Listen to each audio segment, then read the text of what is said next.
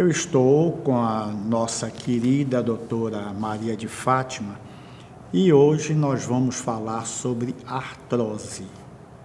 É uma doença que ela, como a osteoporose, ela prejudica mais as mulheres. Bom dia, doutora Maria de Fátima, tudo bem? Tudo bom. Doutora Maria de Fátima, o que é a artrose? É uma doença que acomete mais mulheres e é como se fosse a articulação, ela começa a degenerar. Então, a gente tem um osso que tem uma articulação, que você tem uma espécie de cartilagem entre um osso e outro. Com o passar da idade, o peso é um grande vilão nessa história. Então, o que acontece com aquela cartilagem? Ela começa a degenerar, se acabar.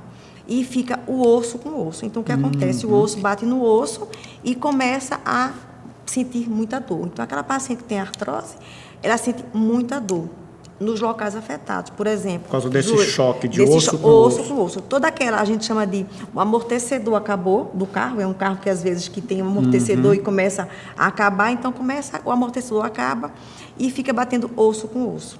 E assim, o que acontece é dor. Então, aquela paciente que chega para o médico diz: eu tenho dor no joelho, eu tenho dor na coluna, eu tenho dor no ombro, eu tenho dor no meu calcanhar por causa do esporão. Então, e não é um osso só, são vários ossos.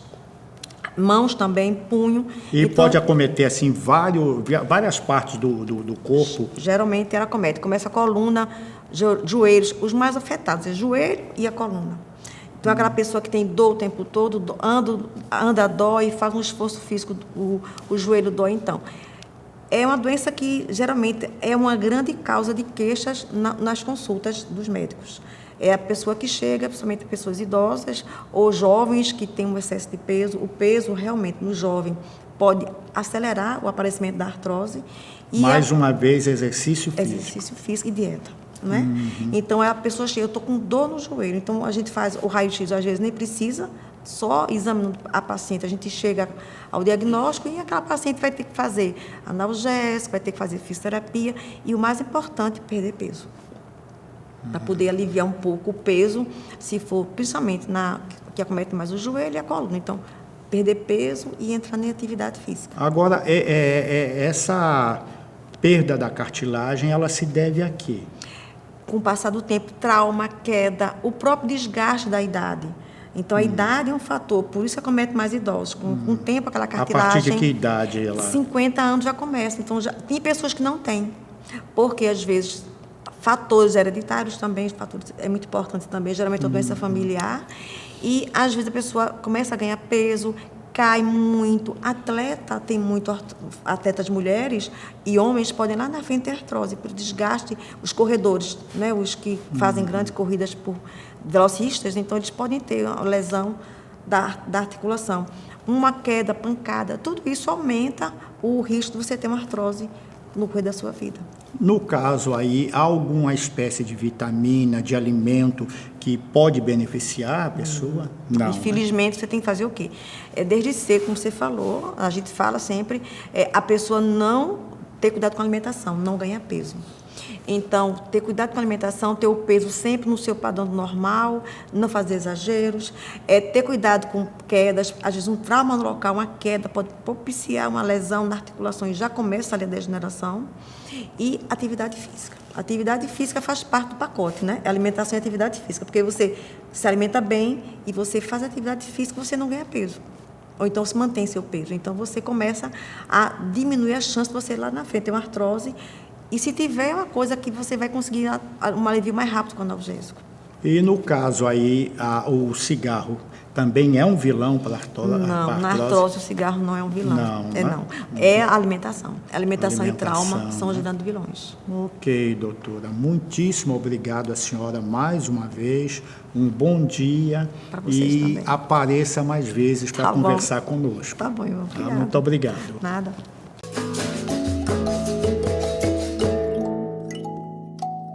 Oi, pessoal, o programa Tá Ligado Cidadão volta já. Vocês sabem que eu dou valor a tudo que é de Pernambuco. Outro dia estava com vontade de comer um bolo. Entrei no supermercado, vi essa caixa linda, comprei esse bolo de rolo tradição. Meus amigos, Quando eu cheguei em casa que abri e provei, eu adorei, minha mulher adorou, todo mundo gostou. Bolo de rolo tradição, o melhor que eu já comi na minha vida. Experimente também, você vai gostar. Professor, professora, o Simpere é o sindicato de todos os trabalhadores e trabalhadoras da rede de ensino público municipal da cidade do Recife. Participe de nossas assembleias, de nossos seminários, de nossas conquistas. Venha conversar conosco. Simpere, filiado à CSP com lutas, Simpere, resistência e luta. Todos os dias, os metroviários de Pernambuco lutam contra a falta de segurança, de peças e equipamentos, falta de funcionários, além de alagamentos, sucateamento e constantes falhas nos trens. Tudo consequência da política de privatização do governo que prejudica o metrô para justificar a terceirização e entregar o transporte público nas mãos de empresários. Essa é a nossa luta por um metrô público de qualidade. Sindimetro PE, nossa luta é a sua luta. Bom dia, eu sou Edjane Quirino, esteticista. Recentemente, fizemos um curso na Alemanha, trazendo da cidade de Hannover tecnologias inovadoras da criolipólise. Como aqui em Recife já sou pioneira de 10.000 procedimentos realizados com toda a segurança, então convido vocês para conhecer o meu trabalho no empresarial Albert Einstein, na Ilha do Leite. Acompanhe também na fanpage Edjane Quirino Estética e Bem-Estar. Vocês podem também me procurar no Facebook. Estarei à disposição para qualquer esclarecimento. Muito obrigada, tenha um bom dia.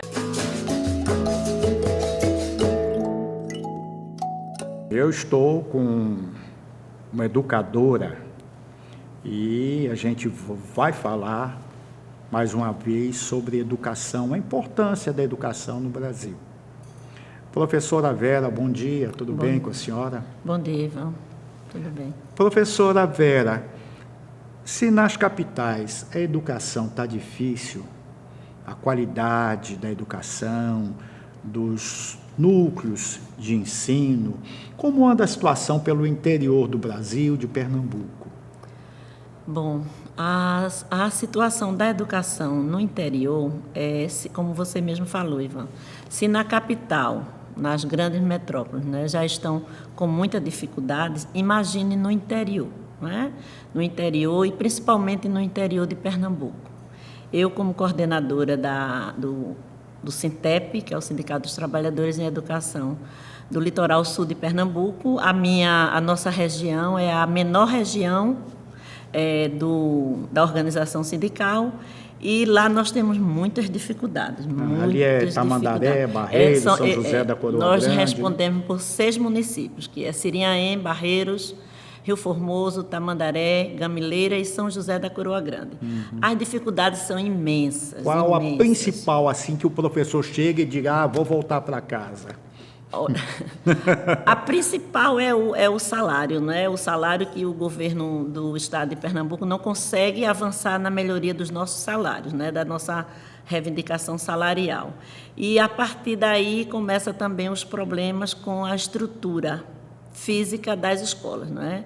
Lá em Barreiros nós só temos praticamente 4 escolas com quadra cobertas, não é?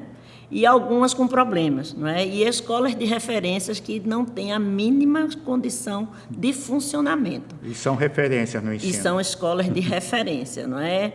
E assim, e esse problema, de acordo com a nossa organização, a gente observa que não é só da Regional Litoral Sul Barreiros.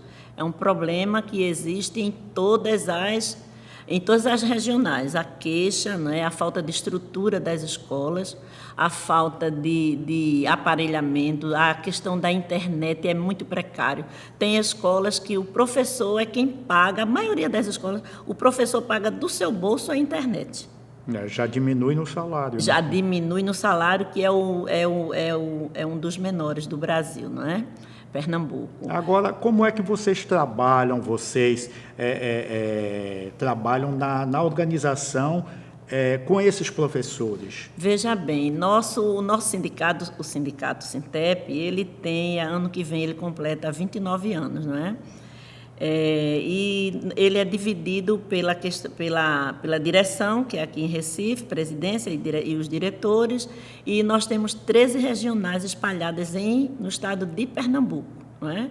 Então, cada regional é composta por 5 coordenadores, 3 titulares e 2 suplentes. Então, cada regional ela faz o seu movimento de acordo com a orientação sindical na organização dos trabalhadores, é onde a gente tem nós temos na instância sindical as assembleias, nós temos o conselho deliberativo, o conselho de representantes do sindicato, temos os delegados e as visitas são permanentes no trabalho para levantamento de situações, as queixas que chegam. Quais são as queixas que acontecem mais e que são mais pertinentes? As queixas mais pertinentes muitas vezes são os descontos e o que o governo demora a repor os descontos. Não é? Desconto e depois para repor. Para repor. A questão de licença-prêmio também. Nós temos muitos professores que têm a licença-prêmio, que quer gozar a licença-prêmio, mas muitas vezes a gestão prende, o próprio governo do Estado não libera e tem todo esse processo. Mas por que não libera? Não libera porque agora mesmo nós tivemos uma série de questões por conta da lei eleitoral esse ano e também porque as escolas têm que fazer um planejamento e muitas vezes por questão da ingerência, às vezes, da administração mesmo da escola e do professor que não avisa anteriormente, né, porque tem todo um processo de anotação para esse procedimento, mas, mesmo assim, os professores chegam muitas queixas de que, quando pede a licença, as GRS, que são as gerências regionais, eles alegam que o professor não pode sair porque não tem professor para substituir. Porque realmente no Brasil está uma carência muito grande de professores. Né? O desestímulo também o desestímulo é muito grande, por conta dessa situação que é muito ruim para a vida profissional nossa, não é? Agora, se há o desestímulo para o professor, o desestímulo para o aluno também acontece, né? Como anda a questão de evasão escolar na sua região? Ivan, você tocou agora num ponto muito bom, que enquanto representante sindical, eu tenho denunciado muito nas assembleias, e o Sintep tem levado para o Estado a questão do fechamento de turmas e turnos. Uma cidade como Barreiros, que é onde fica a sede do sindicato, e eu estou falando da menor região, né? Menor número de escolas da rede estadual, que somamos 19 escolas. Né? Nós temos, na cidade de Barreiros, com mais de 50 mil habitantes, nós só temos 2 escolas funcionando em horário noturno. E tem turmas da tarde que as salas de aulas não são completas. A questão da evasão é a questão que eu coloco muito nas assembleias. Os governos, tanto o estadual como o municipal, têm alegado muito a questão da violência e nisso vão fechando turmas, vão fechando as salas de aulas, né? Vão fechando turnos e, com isso, o fechamento das escolas. Outra questão também é as escolas de referências, não é? Os alunos hoje, com esse programa, que o Sintep tem discutido bastante essa situação, muitos alunos não estão estudando durante o dia porque precisam trabalhar. Nós moramos numa região muito pobre, não é? E agora, depois do golpe, o desemprego tem sido exorbitante. A questão do fechamento das usinas, a questão da agricultura familiar que não avança e o fechamento de escolas da zona rural, o fechamento de escolas em toda a região. É um processo gravíssimo que o sindicato vai ter que enfrentar uma campanha muito séria para o ano 2019. Para finalizar, eu queria que a senhora me dissesse uma coisa. Como a gente poderia reverter essa situação? Eu penso que reverter essa situação seria um programa mais completo para os jovens, não é? Porque nós temos muitos jovens. O crescimento de drogas, não é? Do tráfico do mesmo, tráfico né? de drogas, né? Dentro das escolas, um absurdo. Dentro das escolas, na porta das escolas, não é? Então, assim, e nós não temos políticas públicas para incentivar os jovens, não é? E Nós não enfrentar temos a situação, enfrentar né? essa situação. O fechamento das escolas tem sido um mal muito grande em toda a região, em todo o estado de Pernambuco, não é?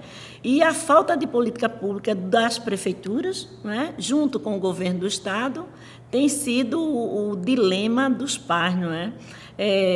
O problema, eu penso que o maior enfrentamento seria dar oportunidade a esses jovens, não é? De artes, de cultura, de abrir as escolas, combater a violência, que está um caso sério.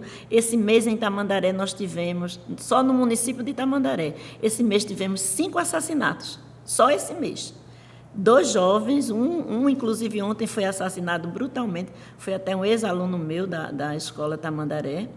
E a situação só reverte com política pública para ocupar os jovens e profissionalizar os jovens, e o governo tem deixado muito aquém essa situação. Ok, professora, muitíssimo obrigada, senhora. Um bom dia e vamos conversar mais vezes. Muito obrigado, bom dia a todos e todas. Foi um prazer estar aqui.